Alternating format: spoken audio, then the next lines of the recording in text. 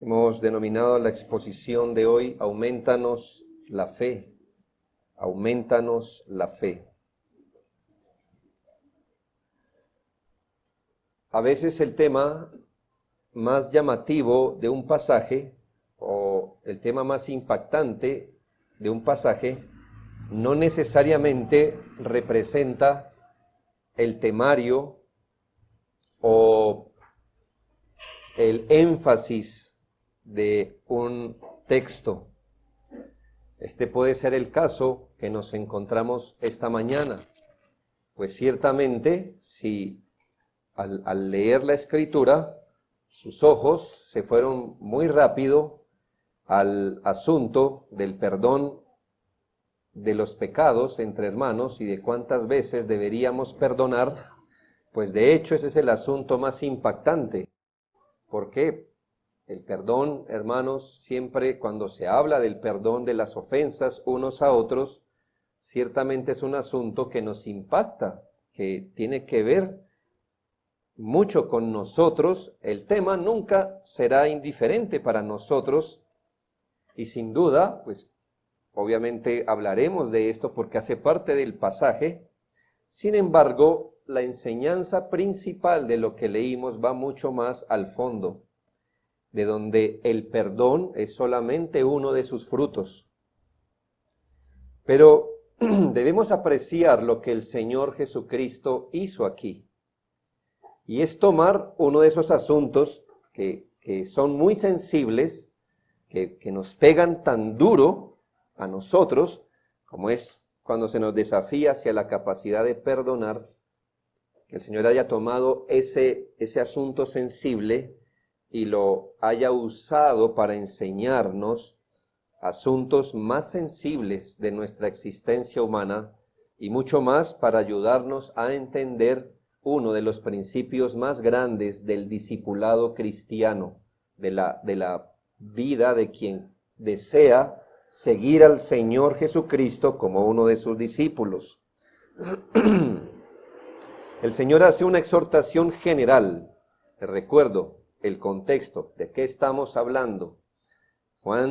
Lucas 17, iniciando el capítulo, nos está hablando acerca de una exhortación que el Señor le hizo a sus discípulos, acerca de un peligro que existe,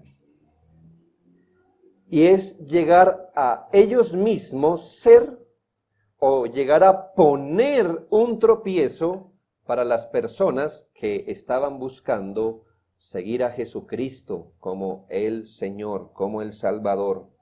Quizás el Señor vio que esto que era particular entre los líderes judíos, como los escribas y fariseos, que ponían tropiezo para que la gente viniera con fe humilde al Salvador, también lo empezó a ver en sus discípulos y les advierte que es mejor que ellos no sean un tropiezo ni pongan tropiezo para aquellos que vienen buscando la salvación en el Señor. Nuestra debilidad natural es tal que si no tropezamos con nuestros propios pecados, también tendemos a tropezar con los pecados de otro.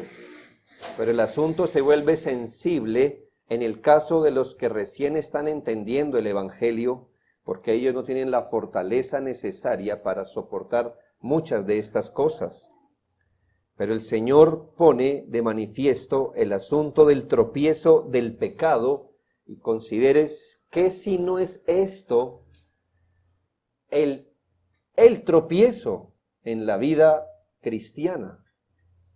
¿Cuál es? Si pudiéramos resumir, si pudiéramos tomar y sintetizar todo lo que puede constituir un tropiezo en la vida cristiana para nosotros y para los demás, y tendríamos que llegar a la conclusión que el gran tropiezo es el pecado. El pecado. El Señor no se quedó señalando el problema, sino que aquí muestra que tiene compasión de los discípulos, no solamente al decir no sean tropiezo, sino que muy pastoralmente va a tocar una fibra sensible en la vida de sus discípulos, mostrando además una salida misericordiosa, además que provocó una respuesta de los discípulos, la cual nos deja ver lo que creo que es el énfasis del pasaje, la sustancia o la esencia de la vida de los discípulos de Cristo, ya lo veremos. Y luego el Señor finalizó alentando a sus discípulos. Así que vamos a entrar en materia sin más preámbulo. Lo primero entonces a discernir esta mañana es el caso bíblico, el caso que el Señor nos presenta aquí en las Escrituras. Versículo 3, primera parte. Mirad por vosotros mismos. Mirad por vosotros mismos. El Señor aquí está llamando la atención de los discípulos a mirar por ellos mismos, es decir, a prestar atención, a tener cautela, a atender algo, a darse al cuidado de algo. Y según el texto, ¿qué es eso a lo que los discípulos deberían prestar atención? Dice, mirad por vosotros mismos. Bueno, algunas versiones traducen cuidad o tened cuidado de vosotros mismos, y otras tened cuidado por vosotros mismos, y otras tened cuidado los unos a los otros. No es tan sencillo traducir esto, la verdad, pero lo que sí es fijo es que el Señor está diciendo, tienen que tener mucho cuidado, ya sea cuidado de uno mismo, o cuidado mutuo, o tener cuidado de los demás, tener compasión o tener cuidado acerca de los demás. Sea cual sea la elección que hagamos, el punto es que debemos estar alerta del tropiezo que pone el pecado en la vida de los discípulos. Si el asunto fuera tener cuidado de vosotros mismos, tengan cuidado de ustedes mismos, yo haría esta pregunta. ¿Hemos tropezado muchas veces nosotros mismos con nuestros propios pecados? ¿Qué respondería usted como discípulo de Cristo? Por supuesto, hemos tropezado muchas veces con nuestros propios pecados, y allí la Escritura diría, tened cuidado de vosotros mismos. Quizás nos han estorbado muchas veces nuestras propias pasiones y pecados en el seguimiento a Cristo. Ahora, ¿tropiezan otros creyentes? ¿Ha visto a otros creyentes tropezar con sus propias pasiones pecaminosas? ¿Ha visto a otro creyente tropezar con los mismos pecados de él? Así no existiera nada alrededor, sino solo sus propios pecados. ¿Lo ha visto tropezar? Por supuesto que sí. Ahora preguntaría, ¿ha tropezado con los pecados de otro? ¿Ha visto a otro que se supone que no debería vivir o hacer tal o cual cosa, y lo ha visto hacer y ha tenido un problema en su conciencia? Por supuesto que sí, a menos que tenga usted una conciencia que está muerta y no se siente por nada, por supuesto. Y entonces el texto nos diría, tened cuidado por vosotros de estas cosas. Aún cualquiera sea la elección que tomamos, el punto es este, que estamos hablando del gran tropiezo en el camino del Señor, y es el pecado. Usted debe entender esto, ya sea que haya vivido mucho en los caminos de Cristo o hasta ahora esté aprendiendo a andar en los caminos del Señor. Uno jamás tropieza por las providencias que Dios nos manda vivir o nos da para vivir. Que me enfermé, que me quedé sin trabajo, que la incomprensión en la familia, que un hijo rebelde. Uno jamás tropieza con las providencias que Dios nos da. Uno tropieza por la manera pecaminosa en que responde a las providencias. ¿Ya? Si dijéramos que son las providencias las que nos hacen tropezar, entonces diríamos que todo aquel que se enferma peca. Y no es así, hermanos. Enfermedades podemos tener todos, pero pecamos no por la enfermedad.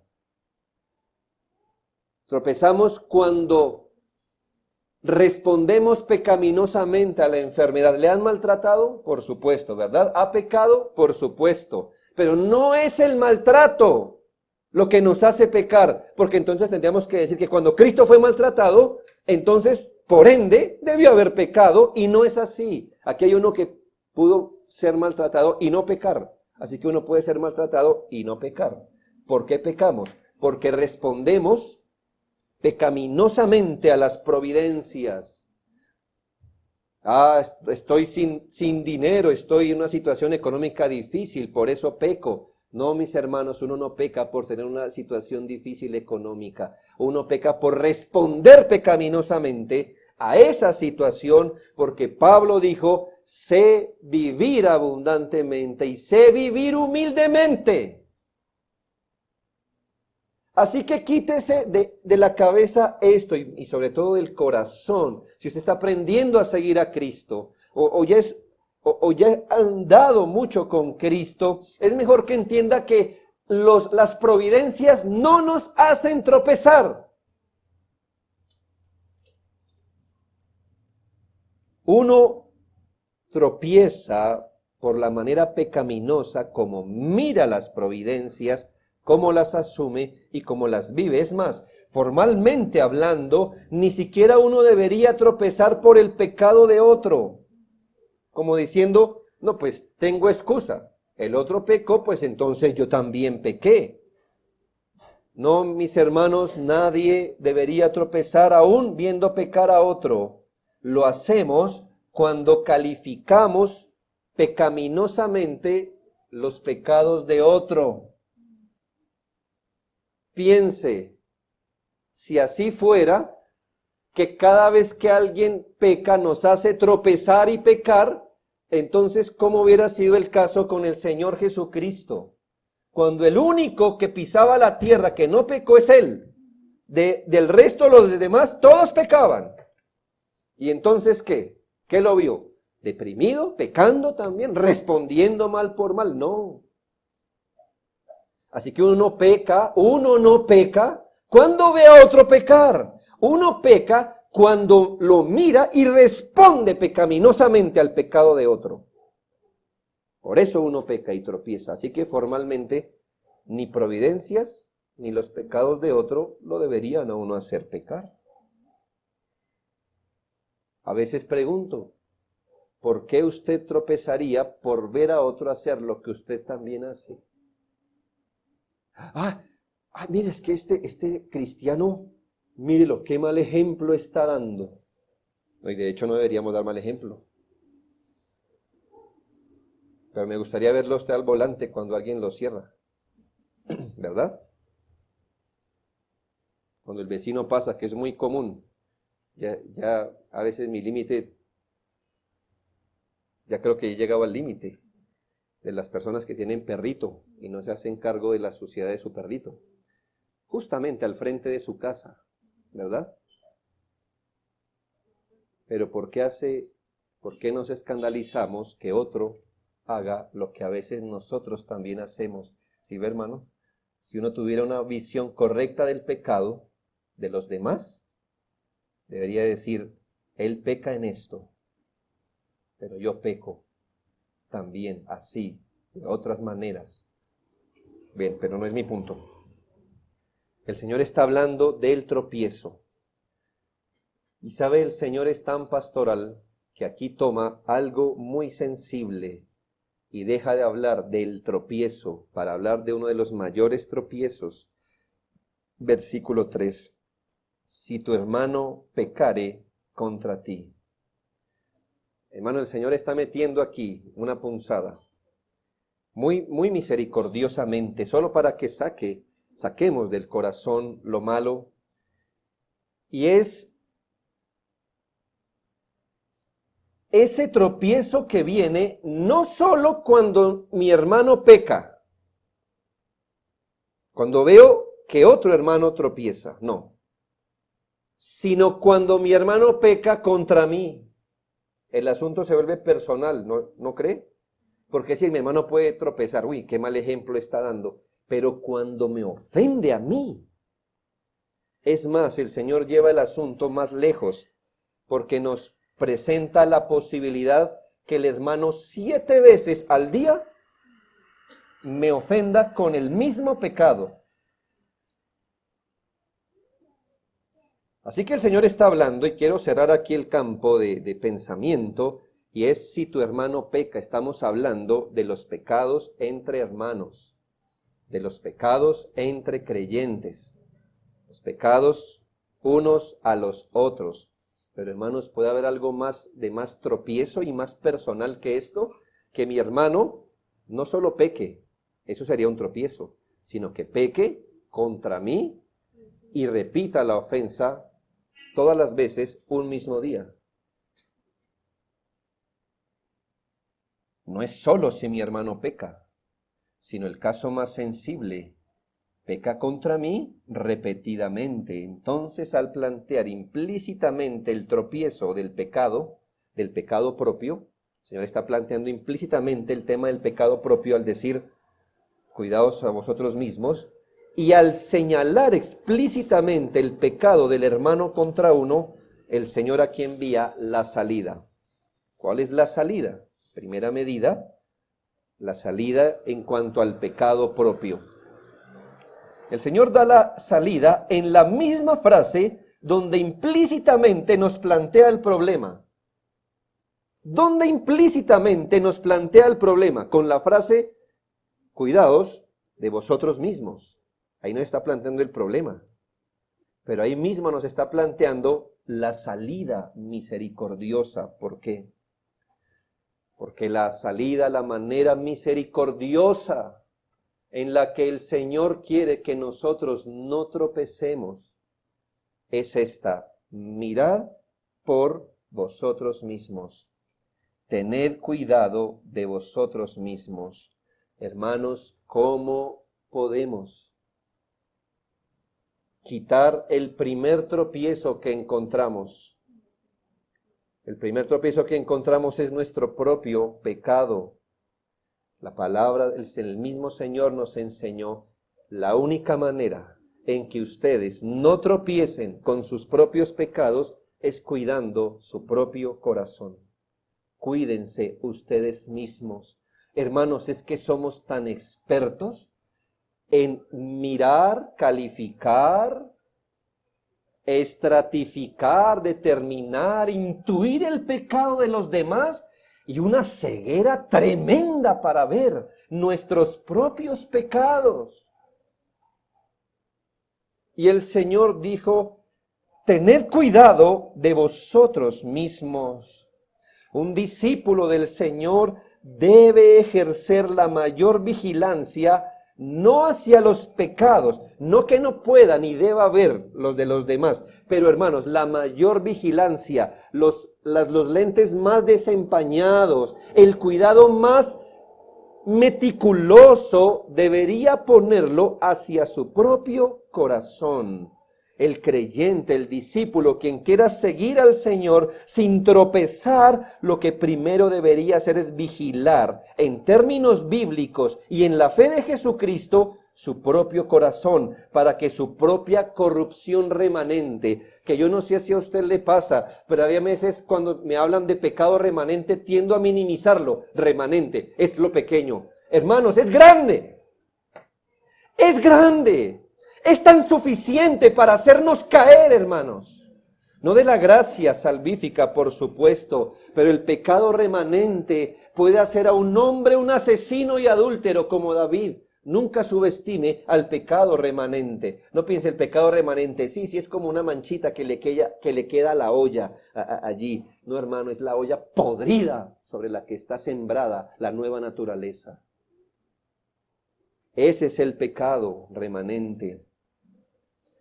para que el pecado remanente no nos haga tropezar y lamentablemente haga tropezar a otro, entonces la Biblia exhorta con intensidad a que un discípulo del Señor jamás debe perder de vista su propio corazón, y hasta que no entienda, acepte, asimile, vea y viva con el entendimiento de que su mayor peligro es su propio corazón, nunca avanzará en la vida cristiana. Nunca avanzará. Jamás avanzará en la vida cristiana hasta que acepte que el mayor problema vive debajo de su ropa.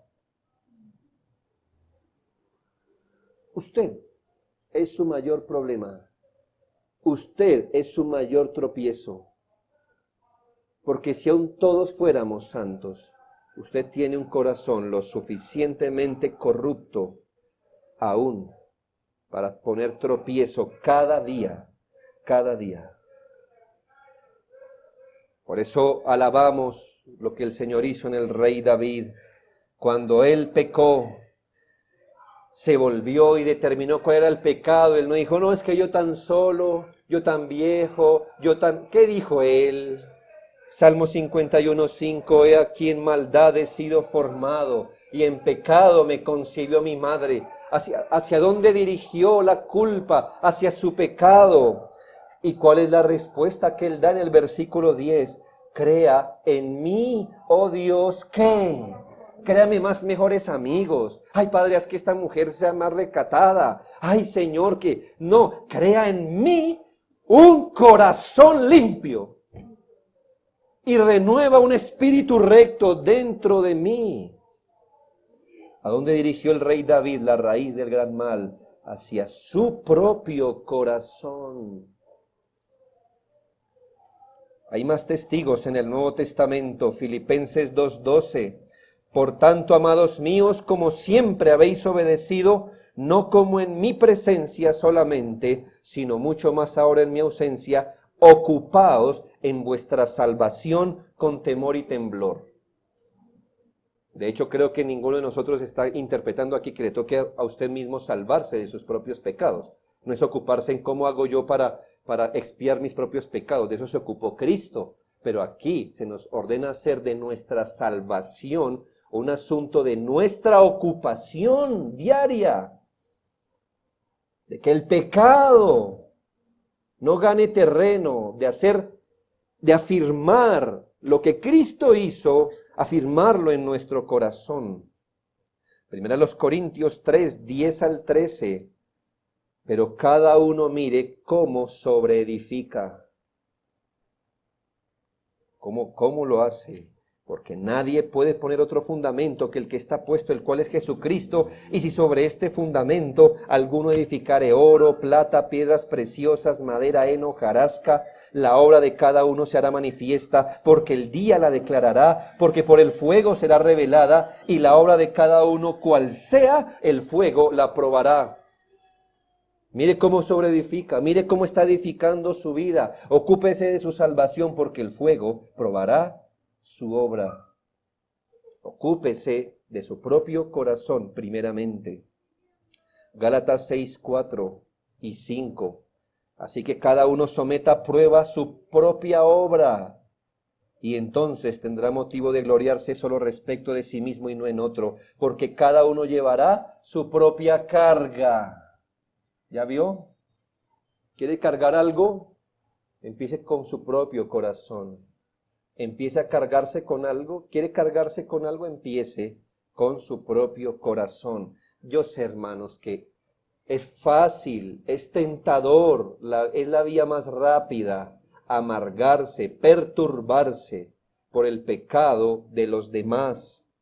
Pero les ruego que haga esto como discípulo de Cristo. La primera mirada, extiéndala hacia su propio corazón. Ni siquiera los pastores estamos por encima de esta medida. Ni siquiera. Primera Timoteo 4:16 dice el apóstol Pablo a un pastor, para que le sea enseñanza a los demás pastores: ten cuidado de ti mismo y de la doctrina, pues haciendo esto te salvarás a ti mismo y a los que te oyeren. ¿Sabe, hermano? El pastor, los líderes, quien desee, quien anhele obispado, debe entender que su tarea empieza así. Ten cuidado de ti mismo. Haga del cuidado de su propio corazón lo primero y luego de la doctrina. ¿Ve? Porque usted puede ser un hombre de buena doctrina con un mal corazón. Y al hacer eso, dañará no solo a usted, sino a los que le siguen. Así que ni siquiera los pastores estamos por encima de esto. Antes de ir al escritorio, el pastor debe no mirar el texto griego, el hebreo, los comentarios, no, debe mirar su propio corazón. Y así es con todos los discípulos. Esta es la salida que Dios da para el pecado personal. ¿Qué salida dio para el pecado de los demás? Versículos 3 y 4. ¿Ya sabe cómo lidiar con el pecado, con el tropiezo del pecado personal? Muy bien. Ahora, ¿qué pasa cuando son los demás los que pecan contra mí? Este tropiezo complicado, versículos 3 y 4. Si tu hermano pecare contra ti, repréndele, y se arrepintiere, perdónale, y si 7 veces al día pecare contra ti, y 7 veces al día volviere a ti diciendo, me arrepiento, perdónale. El Señor enseña la salida para que el pecado ajeno, aun si es el caso más sensible, el pecado de un hermano contra uno y más aún si se repite, para que el pecado ajeno no sea tropiezo ni para uno ni para el hermano que está pecando, se nos ordenan 2 directrices. La primera, la responsabilidad de reprender al hermano en el pecado. La segunda, el perdón o perdonar al hermano que peca. Hablemos de lo primero. Hermanos, ¿cuál es? Piense muy bien, analice esto.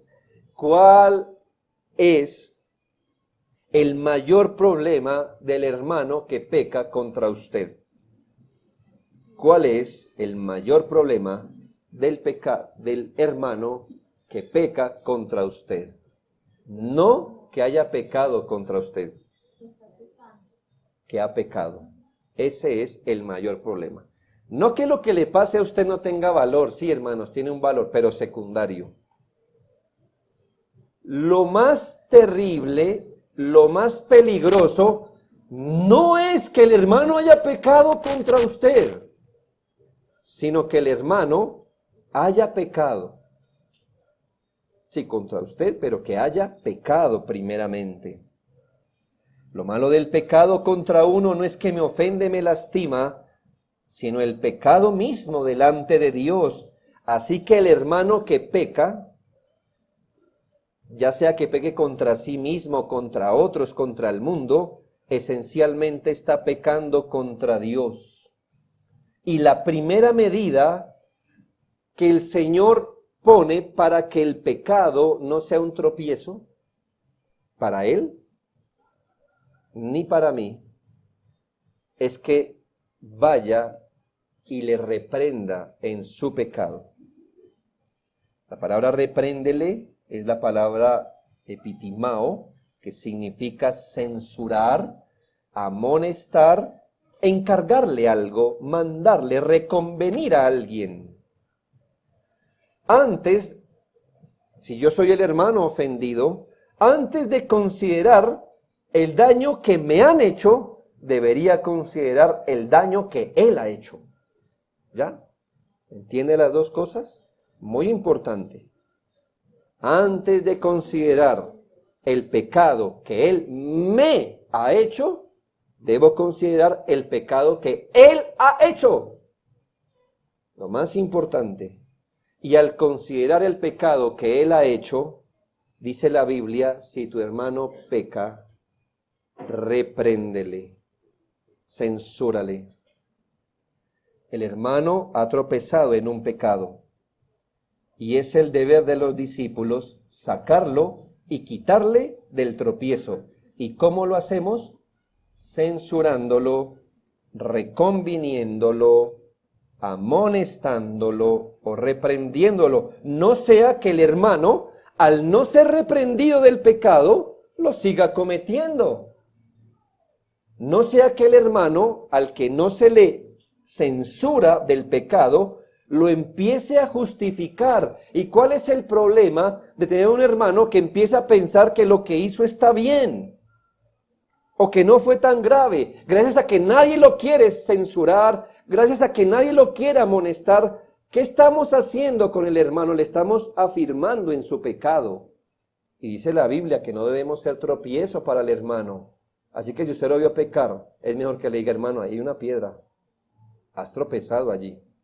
Claro, al tropezar te caíste encima mío y me lastimaste, pero lo primero es quitar ese tropiezo. El hermano tiene que ver su pecado, el hermano tiene que aprender a lidiar con el pecado, a arrepentirse. Hay que censurar al hermano.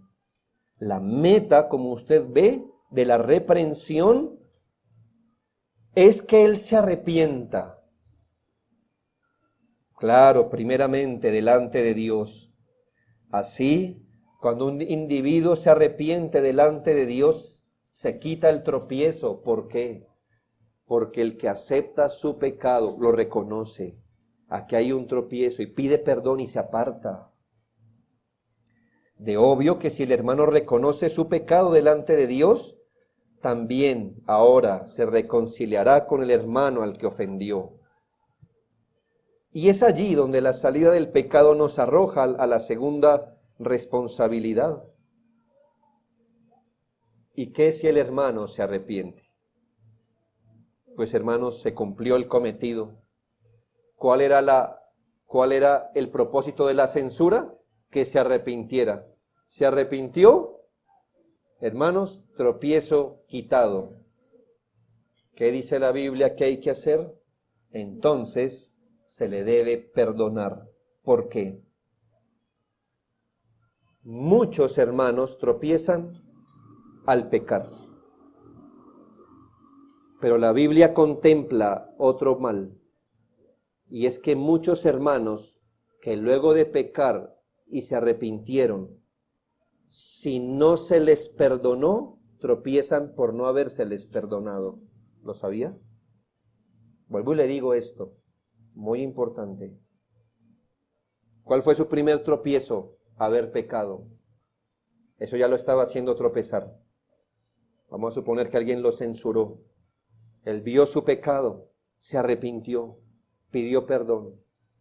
Ahora, hermanos, la falta de perdón hacia él lo puede hacer tropezar, ¿lo sabían? Segunda a los Corintios 2, 6 al 7. Segunda a los Corintios 2, 6 al 7. Le recuerdo que el apóstol Pablo había censurado a un hombre, había ordenado a la iglesia que lo expulsaran por el pecado que estaba cometiendo. Mire lo que dice el apóstol. Le basta a tal persona esta reprensión hecha por muchos. Así que al contrario, vosotros más bien debéis perdonarle y consolarle para que no sea consumido de demasiada tristeza. ¿Qué vio allí, hermano? Ya el apóstol tiene que decir a la iglesia, ya hermano, ya basta, ya lo censuraron, ya el hombre está arrepentido. ¿Ya qué más quieren? ¿Qué? ¿Sangre? ¿Qué quieren? No, perdónenle. ¿Por qué? Porque si no lo perdonan, el hombre será consumido de tristeza. ¿No es eso ponerle tropiezo a un hermano que se ha arrepentido? Hay que perdonarle. La falta de perdón puede hacerle tropezar. Así que me vuelvo al sermón anterior. Los discípulos nunca deberíamos ponerle tropiezo a alguien. Cuando el hermano no es censurado en su pecado, usted le hace tropezar, porque le está dejando el pecado vivo para que él se siga tropezando. Si usted no es capaz de censurar al hermano que está pecando, en amor, por supuesto, bíblicamente, por supuesto, con conocimiento, por supuesto, pero si usted no es capaz de censurar a un hermano, usted lo está haciendo tropezar. Y segundo, Si usted lo ve tropezar, lo censura, él se arrepiente y pide perdón y no lo perdona, le pone un tropiezo. Y hay de aquel que pone tropiezos a los discípulos de Cristo.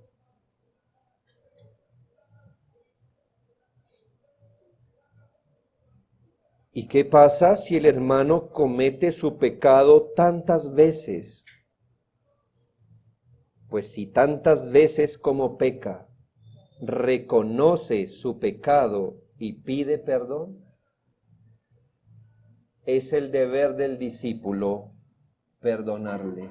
El Señor colocó una medida, es que asumimos, eso lo he averiguado, investigado, que en el tiempo de Cristo, malinterpretando un par de versículos, los judíos entendían que era muestra de generosidad perdonar como Dios, que cuenta hasta 3 veces. O sea, ¿qué más muestra? Usted pega contra mí, lo perdono.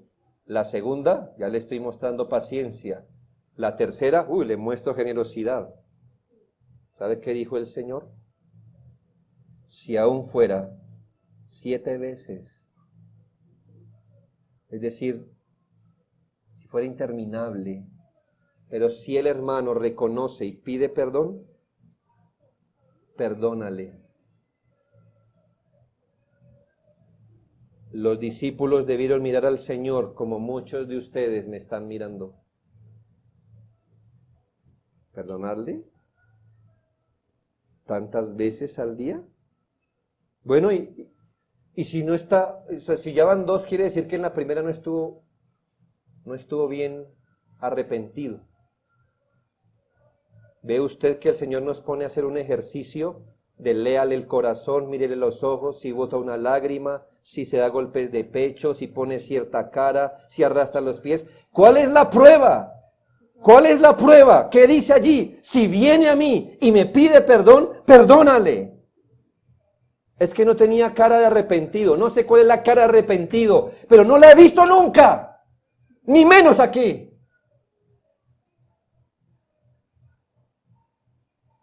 Muéstremela al menos para yo saber cuál es. Y decirle, mira, así como el hermano mira, es la cara de arrepentido. Nunca la he visto. He tenido que predicar de los ojos altivos, porque eso es común, pero nunca de, mire la cara de un arrepentido. No sé cómo es.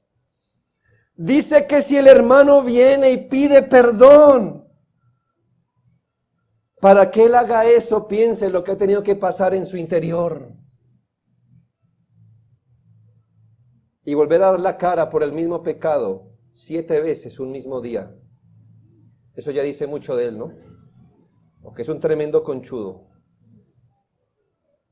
O que se ha tomado las cosas en serio. Pero dice, sí, tu hermano. Así que vamos, el amor todo lo cree. Es mi hermano. No creeré que es un conchudo. Es mi hermano.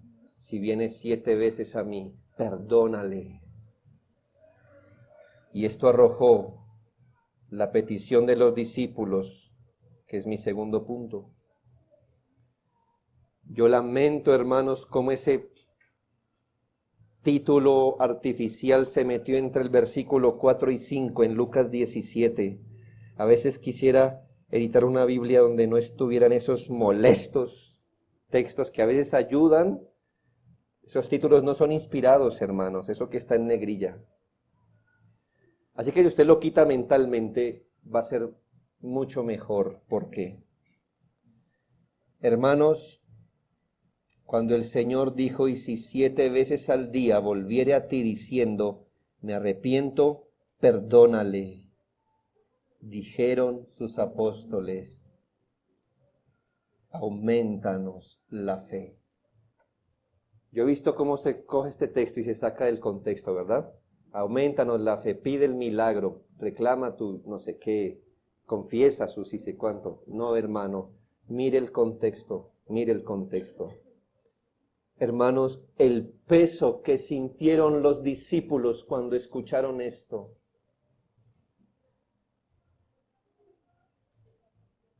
La carga que sintieron fue profunda de estos santos hombres de Dios. Ellos estaban poniendo cuidado, hermanos, a lo que el Señor dijo. y ya estaban lo suficientemente abrumados con no ser tropiezo para que el Señor les diga tal cosa. Cuídense de ustedes mismos. Si su hermano peca, perdónelo tantas veces. ¿Sabe? Su corazón se hundió en ese momento. Y en esto comprueban que estos hombres eran hombres de Dios. A veces tenemos un concepto de ellos como que eran tonticos.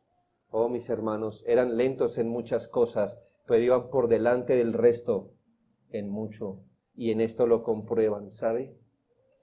Porque ninguno de ellos miró al otro, claro, excepto el hijo de perdición, pero ninguno de ellos miró al otro y le dijeron al Señor, Señor, todo esto lo hemos guardado desde nuestra juventud.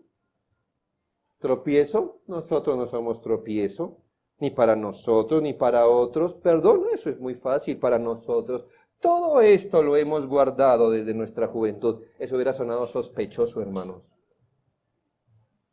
Considere, puesto que tropezar con nuestros propios pecados es una realidad por la que debemos estar vigilantes, debido a que el pecado de hacer desviar a otros es tan terrible, una consecuencia tan terrible, y está muy cerca de nosotros, debido a que otros pecarán contra nosotros, por lo que nos será necesario aprender a reprender al ofensor y ganarlo, y estar dispuestos a perdonarle si el ofensor pide perdón. Los discípulos debieron ver cómo su capacidad de estar a la altura de estas demandas se hundió en el cieno de su incapacidad natural.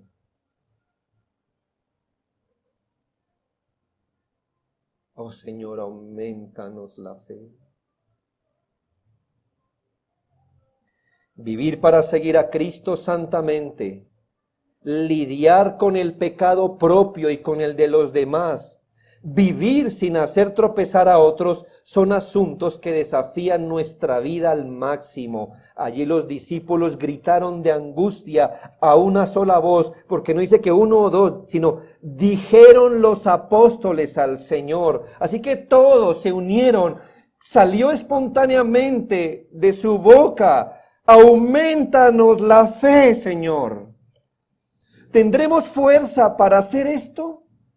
Aun si pedimos ayuda al Señor para hacer esto, ¿nos será concedido el vigor para hacer esto tal y como dice el Señor? ¿Lo podremos hacer? Ah, Señor, ayuda nuestra débil fe, pues perecemos de solo imaginar que esto es lo que debemos hacer como tus discípulos. Aquí es donde los discípulos exhibieron más que la gente en común. Esta gente entendía más de lo que usted y yo pensamos. Mucho más. ¿Y saben qué lo vemos? A mí, claro, yo no me puedo comparar con esos hombres. Estamos muy por detrás de ellos. Pero si el Señor me hubiera dicho tal cosa, yo hubiera visto mi corazón hundirse como el de ellos. Hubiera dicho algo como: entonces dame gracia para no ser tropiezo, o ayúdame a lidiar con mi propio pecado. Oh Señor, dame capacidad para lidiar con el pecado de los demás. ¿Sí ve lo que hubiera pedido yo, hermano? ¿Le suena coherente mi petición? El Señor me dice: no sea tropiezo, cuídese de usted mismo, perdone, lidie con el pecado de los demás. Pues yo hubiera pedido exactamente eso. Y aquí donde los discípulos muestran que habían entendido uno de los principios enormes, más grandes, que yo quisiera que usted lo aprendiera esta mañana. Y es que todas estas cosas, tan valiosas como son, tan necesarias como son, tan necesarias, porque lidiar con nuestro pecado, lidiar con el pecado del otro, no ser tropiezo, todo eso es necesario. Nada de eso podemos desobedecer, pero eso no es más que el fruto. No es más que el fruto. Y con la ayuda del Señor, los discípulos supieron dónde está la raíz de todo. ¿En dónde? En la fe. Por eso no dijeron, Señor, aumentan mi capacidad de perdonar, sino, Señor, aumentanos la fe. Principio de principios. Hermanos,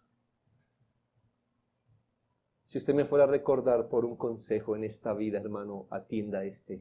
Se lo ruego en el nombre del Señor.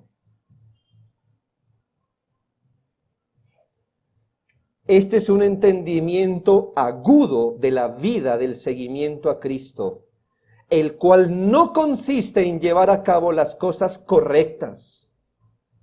Sí lo escuchó de mí y se lo repito. El seguimiento a Cristo no consiste en llevar a cabo las cosas correctas, sino en una vida de fe en Jesucristo, bajo su justicia, haciendo las cosas correctas, pero en la fe del Señor Jesucristo.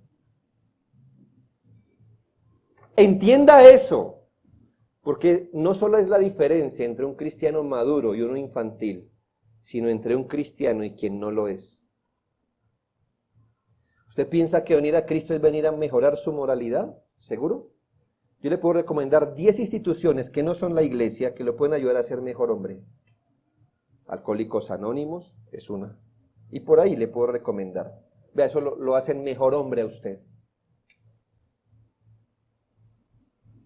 De eso no se trata la vida cristiana, que yo era, ahora no soy. Se trata de vivir en la fe del Hijo de Dios. Se trata de hacer del Hijo de Dios el fundamento de nuestra vida, de tal manera que cualquier cosa de obediencia que yo haga, cualquier transformación, cualquier mejora moral que pueda exhibir, surja, nazca, venga de la fe en el Señor Jesucristo. ¿O sabe de qué sirve su mejora moral? De nada, para asegurarle un puente exquisito para el infierno. Lo único que le hace es mejorarle el puente por donde va a descender al infierno.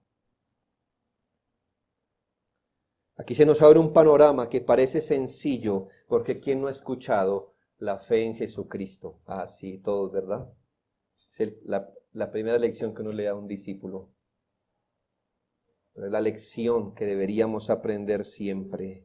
¿Por qué? Porque si déjeme usar una palabra sugestiva, esta es la clave de la vida en Cristo Jesús, el andar por fe. No, mis hermanos, la fe no es solo el medio o la puerta de entrada a Cristo y a la salvación. La fe viene a ser el ámbito mismo en el que seguimos al Señor hasta que seamos recibidos en gloria. La única manera en que un hijo de Dios se deshaga de la fe es cuando se deshaga de este cuerpo de muerte. No más. No más. Hasta ese momento necesitará y deberá, por bien suyo, andar en la fe de Cristo Jesús. La fe no es lo que nos sirvió de primero para ahora estar en Cristo. La fe es lo que nos sostendrá el camino, el ámbito, el ambiente, hasta que seamos recibidos en el cielo, donde ya no necesitaremos de la fe. Deseo plantearle la evidencia bíblica para que mire la realidad que pudieron ver los discípulos. Romanos 1:17 plantea el asunto que en el Evangelio todo, de principio a fin, es de fe en fe. Dice, porque en el Evangelio la justicia de Dios se revela por fe y para fe. Como está escrito, mas el justo, ¿por qué vivirá? ¿Por qué vivirá el justo, hermanos? Por la fe en el Señor. Nosotros no somos los que hemos creído en Cristo para entrar a la salvación y luego nos mantenemos por las obras. En el Evangelio se revela la base, el fundamento, el ámbito, el contexto de la vida del cristiano, el cual es la fe en Jesucristo, de hallarlo, derivando de él, todo por la fe. Gálatas 2:20 hace un eco, casi que subrayando el mismo principio. Con Cristo estoy juntamente crucificado, ya no vivo yo, mas vive Cristo en mí, Y lo que ahora, note, y lo que ahora. Él no está haciendo una referencia entre antes de Cristo y en Cristo, sino su experiencia en Cristo. Y lo que ahora vivo en la carne, lo vivo en la fe del Hijo de Dios. En la fe del Hijo de Dios. Yo asumo y creo estar seguro que para muchos creyentes, si pudiéramos resumir su vida cristiana, sería obediencia. Pero nuestro texto y nuestros textos dicen que si usted toma la vida de un creyente y la exprime, ¿cuál es el sumo que debería sacar? La fe en Jesucristo, porque la vida que ahora la vivimos en la carne, la vivimos en la fe del Hijo de Dios. Por eso, según a los Corintios 5:7, encierra toda la vida cristiana en esta sentencia, porque por fe andamos, no por vista. La fe en Jesucristo se expresa en lo grande y en lo pequeño.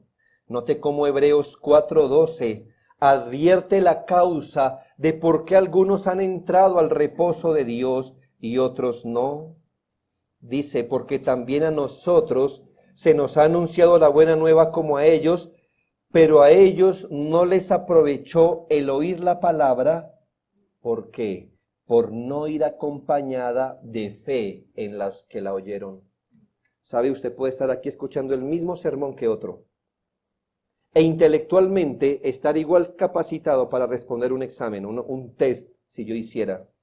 Pero ¿sabe quién va a sacar provecho de la palabra? ¿Sabe quién le va a sustraer la esencia? ¿Sabe quién va a sustraer los nutrientes? ¿Sabe quién se va a robustecer con la palabra? Solo quien la escucha con fe en Jesucristo. Usted puede escuchar la palabra y no ir con fe. El andar en la vida cristiana, el perseverar, el dar fruto de justicia, ese fruto que todos queremos ver, de un carácter más semejante a Cristo, no es por la aplicación seca de la ley. Según a los Tesalonicenses 1:11 y 12. Por lo cual asimismo oramos siempre por vosotros, para que nuestro Dios os tenga por dignos de su llamamiento, y escuche, y cumpla todo propósito de bondad y toda obra de fe con su poder, para que el nombre del Señor Jesucristo sea glorificado en vosotros. El obrar de qué debe hacerse en nosotros para que glorifiquemos al Señor. El obrar de la fe, como usted lo lee, el obrar de la fe. Cosas tan indispensables como orar, que pueden ser hechas de una manera vana, pero pueden ser hechas con fe, Santiago 1:6, pero pida con fe, no dudando nada. Los dones divinos se pueden ejercer mecánicamente, pero si han de ser eficaces, se han de desarrollar por la fe. Romanos 12:6, un ejemplo. De manera que teniendo diferentes dones según la gracia que nos es dada, si el de profecía, úsese conforme a la medida de ¿qué? De la fe, no del conocimiento, de la fe. Conocimiento es importante, pero de la fe. Cosas tan pequeñas como la conciencia con la que comemos o bebemos, ¿lo puede creer? La conciencia interna con la que comemos o bebemos como cristianos debe tener el mismo fundamento. Romanos 14:23, bienaventurado el que no se condena a sí mismo en lo que aprueba, porque el que duda sobre lo que come es condenado, no al infierno, sino censurado, porque no lo hace con fe, y todo lo que no proviene de fe es pecado. Orar, servir, ejercitar los dones, perseverar como cristiano, glorificar a Dios, comer y beber. Todas las cosas deben hacerse ¿con qué fundamento? Con el fundamento de la fe en Jesucristo, porque la vida que ahora vivo en la carne, la vivo en la fe del Hijo de Dios. Y esto es así porque el Señor nos enseñó, sin fe es imposible agradar a Dios. Nuestra conversión a Cristo fue de fe. Nuestra santificación será de fe. Nuestra piedad debe venir de la fe. Nuestra obediencia, abnegación, sacrificio deben surgir de la fe. Cada progreso, cada fruto, cada obra, cada trabajo de un cristiano ha de nacer de la fe. Es la única manera de agradar al Señor. Ahora volvamos al pasaje. El Señor le dice a los discípulos: cuidaos de vosotros mismos. Cuidado de ustedes ser el tropiezo para ustedes. Cuidado de hacer tropezar a los demás. Cuidado con los pecados de los demás. Cuídense, aun si pecan contra ustedes, reprendan a los hermanos. Perdónenlos tantas veces como sean necesarios. Los discípulos sintieron profundamente su completa incapacidad. Examinaron las profundidades de su corazón y ¿qué vieron? Que no eran capaces. Y esto porque su fe no era lo suficientemente robusta como para hacer tal cosa. No. ¿Cómo no ser tropiezo siendo nosotros pecadores? Si nosotros mismos estamos luchando con nuestros pecados, imagínense tener que lidiar con los pecados de otros. ¿Podremos reprender bien a nuestros hermanos? ¿Podremos perdonarle y hacerlo siempre? Voy a parafrasear su gemido. No, Señor, no podemos. Esto se sale de nuestras capacidades. Danos fe para creer que puedes darnos la capacidad de aquello que supera nuestra fuerza natural. Dame fe para creer que puedes darle capacidad a un hombre como yo. Pero cada discípulo del Señor, y no nos queda difícil hacerlo, solo es cuestión de ver las luchas espirituales que tenemos, puede y debe llegar a las mismas conclusiones a la hora de vivir su fe en lo grande y lo pequeño. ¿Podrá resistir usted la tentación? ¿Soportar la prueba? ¿Mantenerse firme? ¿Podrá aprender del Evangelio más como es debido? ¿Podrá ser usted un evangelista en manos de Dios? ¿Podrá andar en comunión con la iglesia? ¿Podrá orar en el Espíritu? ¿Podrá edificar una familia como un padre piadoso? ¿Aún podrá comer y beber como un cristiano? No puede, no puede, ninguno puede. Nadie puede. Eso requiere una fuerza que solo está disponible en el Señor. Por eso necesitamos a Jesucristo, no solo al inicio de la carrera, sino siempre, para que nuestra suficiencia sea Cristo. Por eso hallamos que los brazos de la fe, que los brazos de la fe son tan débiles para asirnos de Cristo, que junto con los discípulos clamamos: Señor, aumentanos la fe. Y termino con esto. Mire el aliciente del Señor. Lejos de reprochar a sus discípulos, el Señor sabe que dio en el punto.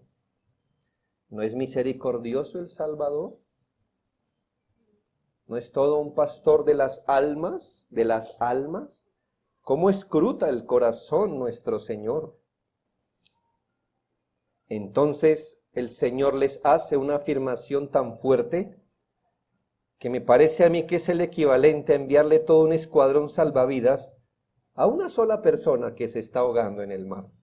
Pero el Señor hace una afirmación, versículo 6. Entonces, es decir, en respuesta a esto, el Señor les dice: si tuvierais fe como un grano de mostaza, podríais decir a este sicómoro: desarráigate y plántate en el mar, y os obedecería. Otra vez lo mismo. ¿Cuántas veces este texto fuera de su contexto, no, verdad? Para todo aquel que quiera una casa, la salud, el dinero, bla, bla, bla, bla, y cosas de un evangelio falso que se han inventado con frases bíblicas. ¿Entiende el contexto? Aumenta nuestra fe para hacer lo que tú nos has mandado hacer. Y el Señor les dice, básicamente, ninguna tarea que yo les asigne, así incluya cosas tan complejas como si se tratara de hablarle a un árbol y decirle que se desarraigue y se plante en el mar, cosas tan complejas como esas son posibles mientras ellos permanezcan cerca del Señor, confiados en su poder. ¿A qué equivaldría tener la capacidad de perseverar en la fe? Pongamos un ejemplo en lo natural. El Señor ya lo hizo, tranquilo. Mire, las cosas que yo les pido es como si les dijera, háblele a ese sicómoro y dígale que se plante en el mar. Vamos a hacer un ejercicio esta mañana de interiorizar estas palabras, ¿está bien? ¿Qué tan fácil o difícil es hablarle a un árbol y ordenarle que se plante en el mar? ¿Qué tan fácil o difícil es? Respóndame, hermano. ¿Perdón? Difícil, ¿verdad? ¿Perdón? ¿Es fácil? Ah, bueno, y que le obedezca, bueno, el cuadro completo. ¿Qué tan fácil es decirle a un árbol, hágale y que el árbol vaya y se desarraigue, camine y se plante? ¿Qué tan fácil o difícil es? Difícil, ¿verdad? No es difícil, es imposible. ¿Ha visto a alguien que lo haga? Perdóneme. ¿Alguien que dijo difícil? No, difícil es algo que con dificultad se logra. ¿Alguno lo ha visto? Es imposible. ¿Ve el ejemplo del Señor? Vamos a su corazón. Vamos a su corazón. Espero que con esa misma convicción me responda qué tan fácil o difícil es ser visto como justo delante de Dios. ¿Fácil o difícil? Imposible. ¿Fácil o difícil ser perdonado de nuestros pecados? ¿Andar como cristianos? ¿Fácil o difícil? Depender del Señor en todas las cosas. Eso sí es difícil. No, es imposible. Obedecer su palabra, hacer los devocionales, vivir piadosamente, perseverar en la fe, criar hijos en el Señor, colaborar con la iglesia, soportar cristianamente una enfermedad, amar a nuestros hermanos, orar, sostener los devocionales personales, llegar al cielo. ¿Fácil o difícil? Imposible. Ah, pero el Señor dijo, si tuvierais fe,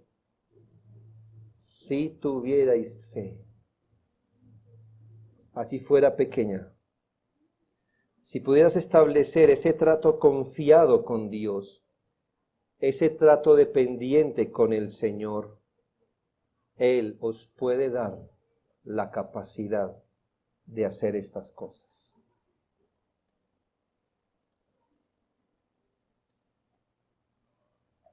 Parafraseando un autor, el alma recibe su fuerza en la batalla por medio de la fe en Cristo.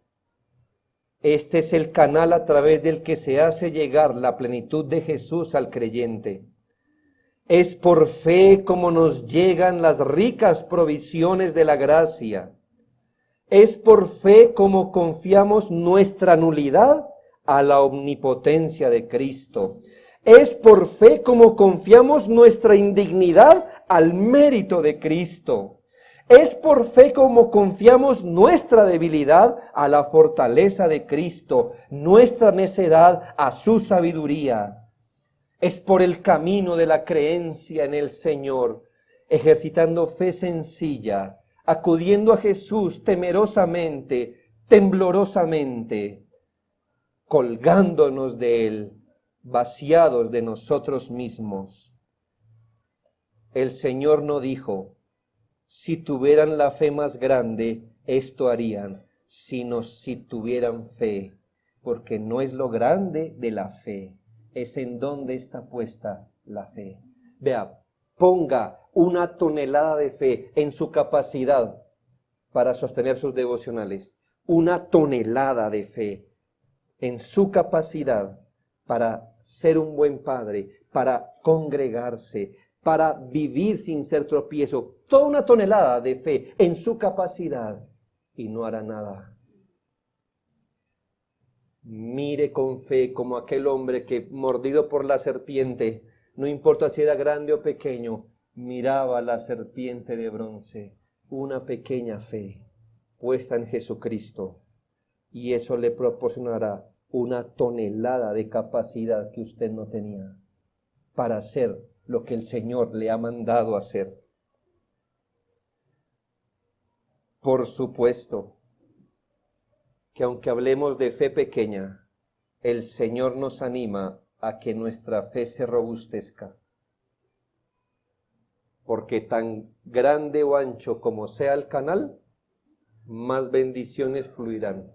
Piense, ¿cuánto le puede venir a usted si su fe es como un tubo de 1 pulgada de grueso? Pues gloria a Dios, eso es muy bueno. Gloria a Dios, porque por ahí fluye el poder de Dios. Pero si su fe es como esos tubos que están metiendo por nuestros barrios, ¿cuánto le fluye por ahí? Ah, bueno. Por eso los discípulos no dijeron, ah, bueno, Señor, danos fe solo. No, ¿qué dijeron? Aumentanos la fe. Las cosas son grandes, necesitamos una fe igualmente grande. ¿Sabe? Un hombre fue ante el Señor Jesús con un hijo enfermo. No que debamos aplicarlo así, pero nos estaba enseñando tal cosa. Y el Señor se voltea y le dice al padre, ¿usted cree que yo puedo hacer eso? Y el hombre le dijo, yo creo que tú puedes, pero ayuda mi incredulidad. En otras palabras, yo creo que tú lo puedes hacer, pero auméntame la fe. Déjame ver que puedes hacer esto y otras cosas más. Señor, yo creo que tú me puedes librar del pecado, pero yo quiero ver una victoria más grande sobre mi pecado.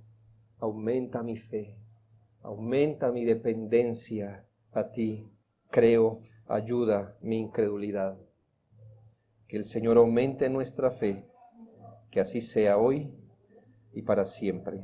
Oremos al Señor.